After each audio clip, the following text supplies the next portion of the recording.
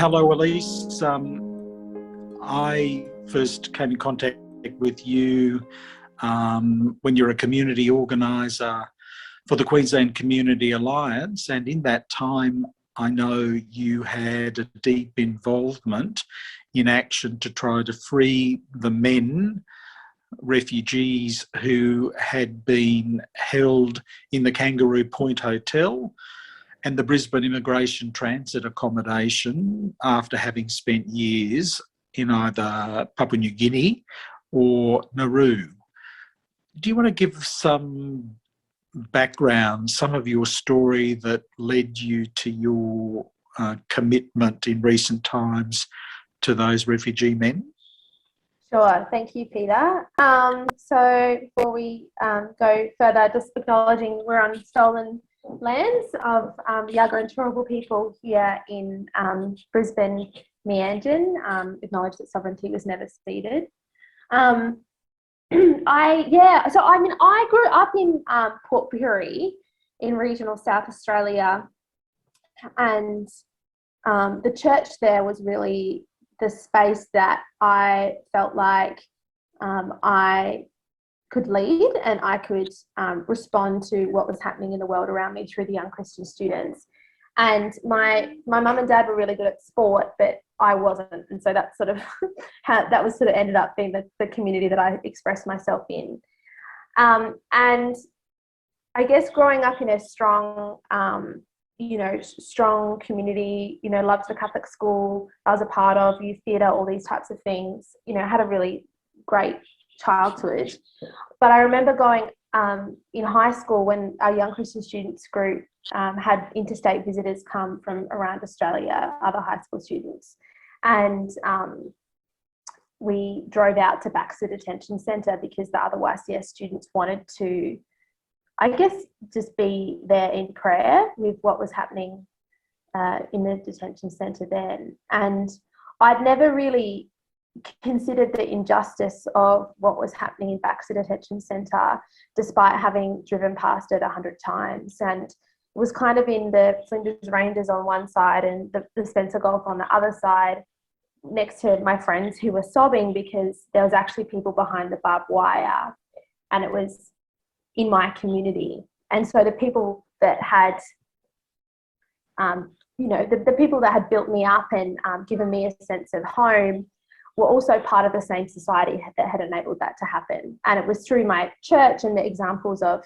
the local priests, religious sisters, and also lay people of standing in solidarity with refugees that, I guess, challenged me about how I would do that, and also, for me, raised bigger questions of, well, how could that happen? And it's in community organising that I found the answer that, how it happens is power, and people not having power and the political interests of parties to scapegoat people who, come seeking asylum for their own political gains. So, I sort of, from high school until now, I've been really wanting to understand how that could happen and what deeper and greater role faith communities can have in addressing that, as well as working with others to stop this kind of horrific, torturous policy.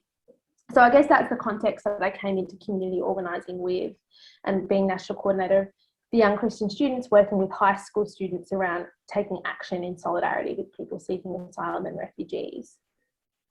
But when I was in 2020 in lockdown, I was added on Facebook by someone, we'll call him H. He added me on Facebook and started chatting to me and said, did you know, I'm from Manus and I'm at a hotel in Kangaroo Point, and it's really bad here, and did you know? And I was like, what? What do you mean? There's a hotel and it's a detention centre, and they can't leave. And so in the same way that there was that contrast and contradiction for me in regional South Australia, and then in Adelaide when I was at uni with Inverbrackie there, the same thing was now happening again in Brisbane. And so those guys, there's 120 refugees who had sought asylum and been put on Manus Island in Nauru. And these particular guys were the ones that came after the Medivac legislation was passed, much to the against the wishes of Scott Morrison. So they're a particular cohort that have come for a particular group that have come for medical treatment, and I think have been particularly treated really badly, as I think even them coming over here for medical treatment is an act of resistance.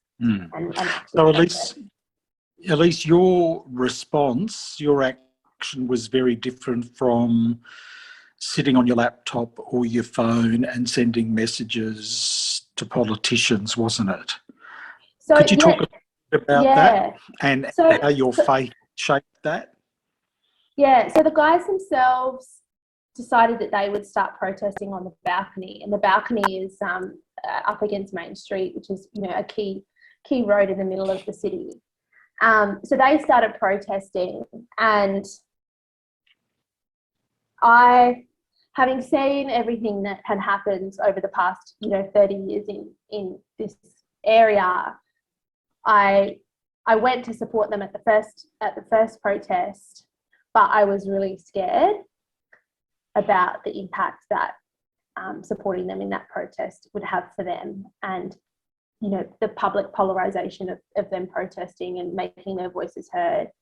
But they are amazing. Like, they led their own resistance, and they were a lot of them were out on the balcony protesting, and before you knew it, there was a movement of people who were protesting with them. And for me, my faith is about like strategic action, and how do we actually bring about the kingdom of God in what we're doing by the actions we take to confront power to build a better society. Like, that's a key part of my faith. But another part of it is also solidarity and relationship. And so despite not being able to see exactly what was going to happen, the men were protesting, and so I felt a strong sense of calling that I needed to protest with them and be a part of the community. How does love come into it, Elise? It's in some ways like, what would you do for your brother or your sister who was imprisoned for 8 years without justice or unnecessarily? What would you do for them? Will you move heaven and earth for them, right? And so we can apply that same that same deep love that we have for our family or the people that are closest to us to these guys.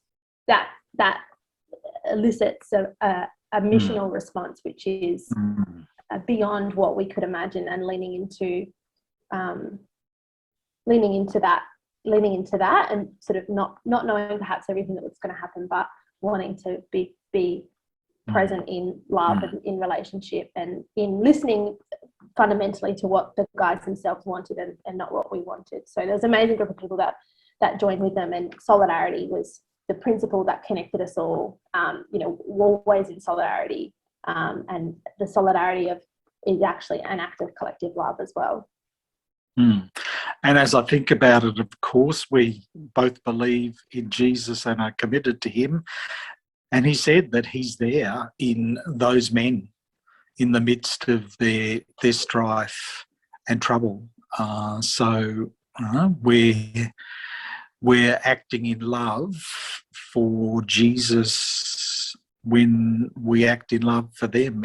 He's there present with them. He's accompanying us to meet them, and he's there in them, calling us to respond in love. That's right. The gospel's so clear on this, right? And there's so many examples of Jesus coming into contact with people and stirring us up about what's the response of acting in love and acting in community. And Jesus is so clear on this in the gospel about and the whole Bible really, about how we should be responding to people who come to our communities, seeking asylum and seeking safety. And it should always be hospitality, but also you know, we also have examples of Jesus throwing up the table, you know, in the temple when it's no, the status quo is not okay, and we're angry about that too. And so, you know, there's examples of, you know, he shows us examples of relationship, he shows us examples of community, and he shows us examples of action and when you need to confront power, you know, to make those values of love alive in the world. And that's something that was sort of on my mind as well during those protests. And I suppose that love that you were trying to live out is a response to what the politicians and many people in the community thought about those men and others who came by boats. They said that, you know, they jumped the queues, they came here illegally, and we're doing legal things to show to them that they're not going to jump the queue or whatever, or do illegal things. And people will say, well, it's justified because they did the wrong thing. Instead of staying in a refugee camp to be selected to come here to Australia, they came here by boat. But your response and my response and other responses from Christian people is very different, that God's justice, God's law demands something very different in our attitude to those men, doesn't it? Yeah, absolutely. And I think about my friend Adnan, you know, he came when he was 15 years old and he's 23 now. And you can't say that what's happening to him. He's still in Vita, in the detention centre in Brisbane. Still no sense of when he'll get out. You know, that's deeply against our faith as Christians that can happen, and deeply against the values that we aspire to live by. And, you know, that kind of accompaniment value that, you know, that I know you're reflecting on in Signs of the Times is like, how do we sit together in that? And, you know, when it seems like there's no hope and you just have to be present. But also sometimes you have to respond in action and action that perhaps is beyond what we could imagine as well. So yeah. So here we go. Yeah. So action that sees justice as full of mercy and compassion. That's right. And forgiveness and love. And that's the values that you're trying to live out when you went and supported those men. And I know there was one particular incident where one of the refugees was taken to hospital that confronted you with a very difficult choice. Do you want to talk a bit about that story, Elise? Yeah, so Fahad Ramati had been one of the main sort of spokespeople of the voices of the guys within Kangaroo Point. And it was actually when the Border Force tried to move him that sparked this protest movement around that sort of escalated the protest movement. Perhaps it didn't spark it, it escalated. And he was going to hospital one night, and it was the third hospital trip that me and a couple of my friends had done to support people seeking asylum in their health. And coming out of Baby Asha and the campaign in Brisbane to work with doctors and health staff to keep Baby Asha in the community and stop the little baby from going back to Nauru. I think Peter Dutton learned from that, and prevents any refugees who are in detention from having visitors. And that's abhorrent to me. That, and the examples that we have of, you know, religious sisters and brothers and, you know, lay people. There's so many examples of our church of people just sitting by people's bedsides in the deepest pains, and, you know, when people are in the worst periods of their lives. We see it in prison, we see it, you know, in all kinds of different contexts of people of faith trying to sit with people. And that image perhaps of of like that image of Christians sitting with people was really kind of stuck in my mind. And so we decided we'd go to hospital. We thought that they would just put us in the visitors room, which they do each time, but actually they let us in. And as soon as we walked in, Serco, the security guards that look after the security guards that are, I don't want to say look after, that's the wrong word, but the security guards that imprison these guys were there, and they saw it. They recognised me and my friend, and they quickly spoke to the police, and the police called other police to come. And it was like me and Farhad, despite having spoken to each other for, months, we were, 2 meters away from each other, surrounded by 4 security guards with police officers yelling at me and other police sort of on their way. And I sort of sat down to think, just to sort of said to the nurse, look, that I should be able to visit him. I should be able to visit him and just sit with him. We just want to sit together. He hasn't had someone sit with him since he's been in Brisbane. And she said, oh, look, let me just see how we go. And yeah, it was really in sitting at that sitting next to, like 2 meters away from him, knowing the kind of the guards that were there, knowing that the police were on the way, that really was that question of well, what does my faith call me to do here? And I really had a strong sense that Christians are called to be in the messiness of it, and that I couldn't leave, and to actually leave would be in violation of my values, which is to sit, my faith, which is to no, I want to sit here with you until we're forced out. So to leave would be against my faith, right? Not to stay. Mm.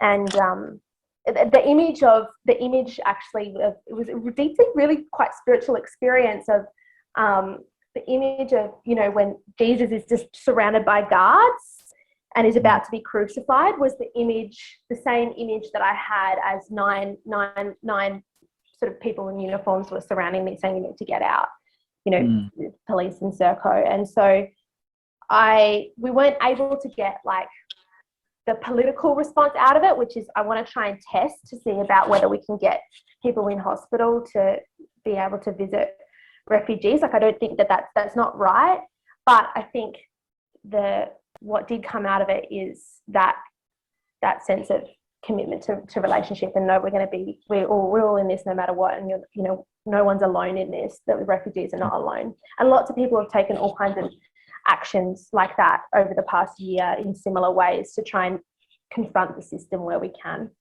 Mm. So, I mean, to you, it seems to me, listening to your story, that you were given a lawful direction from the officials of the secular law, but there was a higher law that you wanted to obey, the law of love, which demanded that you be there supporting your friend in the hospital, giving him confidence and support. And yeah, that's very admirable, because it's not easy, is it? It requires sacrifice. Did you feel scared or anything like that when you were doing it? It's a good question.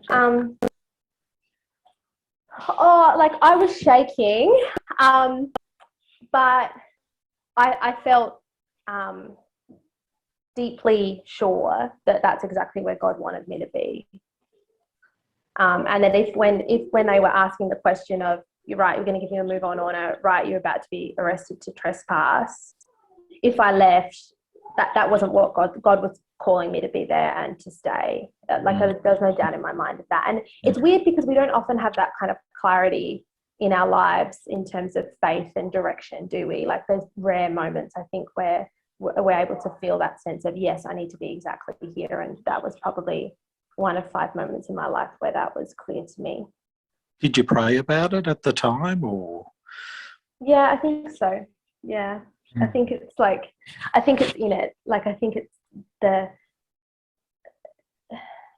not like here's my intentions. Like it was not like the perhaps more formal prayers that I have, but I would say it was a prayerful experience in the sense that it was connecting me into, I felt deeply connected into Jesus and my mission in the world.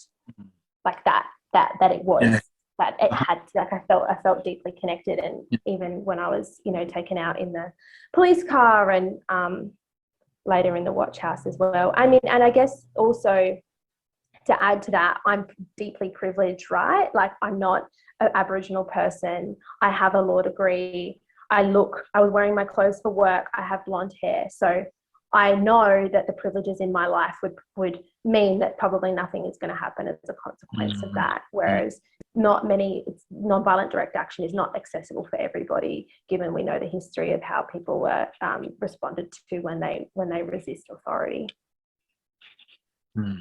One more question, Elise. When we were discussing arrangements for this conversation, we talked about the possibility of inviting one of the men you've supported to be part of the conversation, and we decided against it. Could you go through some of the thinking about how participating in the conversation might impact on the refugee whom you're going to invite? Yeah, I really believe we need to create spaces for people to act and share their story.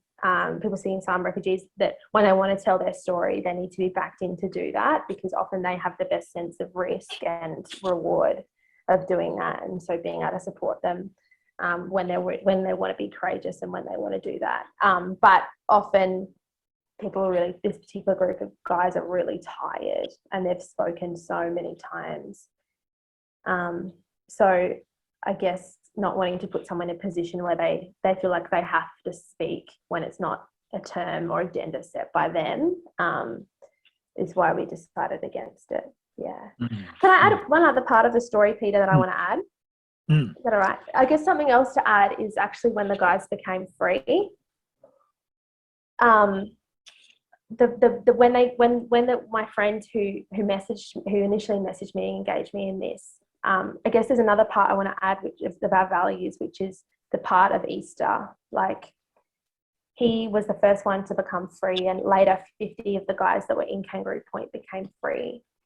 And another deeply kind of faith experience was when we decided to have a big party when everyone was free. And it felt like Easter. It felt like they had been in amongst they'd been on the cross, right? Like they had been through years and years of torture and years of uncertainty. And when they came out from behind that prison and were free to kind of roam around, the party and the river and the house and be together, it felt like it was like the most joyful I've ever experienced. And for me, when they came out, I was like, right, that's the gospel makes sense in a way that it hadn't before, which is we have to have hope, because hope is possible as well. I just think that, like, I've been reflecting a lot about where does the role of hope sit in movements of justice, and I think that we have a perfect story of that in the gospel of the resurrection, and we have to kind of be hopeful, joyful people, as Pope Francis asks us to be. That's fundamental to being Christian, hoping. Yeah, and look, yeah, that's right. And look, we remember all the guys that are still imprisoned, like Adnan and his cousin. There's lots that are still there, and I guess we try and hold that hope for the day that they can all, have dinner with us as well.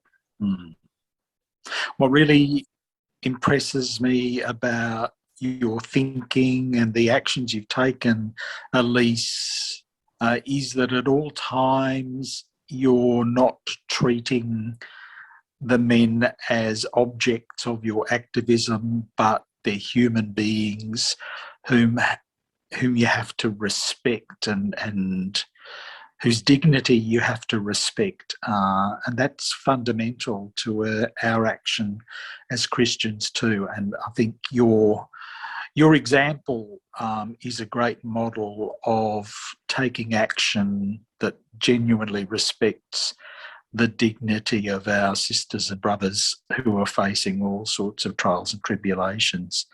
So thanks for sharing a bit of your story today, Elise. Thank you It's a for having powerful, me. yeah. Thank you. Thanks so much, Peter. And it's truck going past. It's been a real delight to chat to you and tap back into that story. And it's definitely got me reflecting on, just reflecting on the journey. And I'm taking a lot away from it. So thank you.